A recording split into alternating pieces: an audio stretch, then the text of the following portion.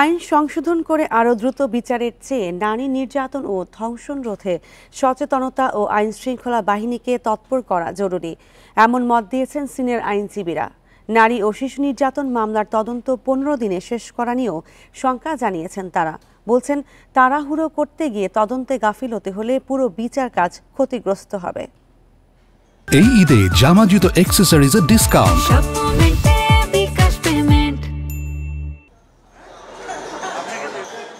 নারী ও শিশু নির্যাতন দমন আইন অনুযায়ী 30 কার্যদিবসের মধ্যে মামলার তদন্ত শেষ করতে হবে।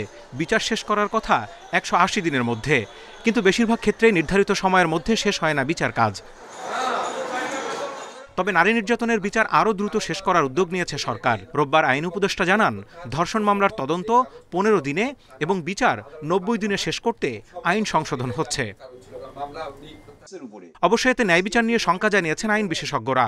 বলছেন, 15 দিনের মধ্যে যথাযথ তদন্ত করা কঠিন। 15 দিনে তদন্ত করা আমার মনে সম্ভব হবে না, কারণ মেডিকেল হইতে হবে, মেডিকেল রিপোর্ট আসতে হবে, ডিএনএ যদি প্রয়োজন হয় ডিএনএ করবে, তারপরে যদি তোমার থাকে ওই যে কাপড় চোপড় যদি যেগুলো থাকে ওখানে যদি তোমার সিমেন্ট বা আদার্স যদি তোমার ওই যে ব্লাড স্টেন ক্লথস আমরা যেটা বলি এগুলো কেমিক্যালে পাঠাইতে হবে, কেমিক্যালের রিপোর্ট আসতে হবে।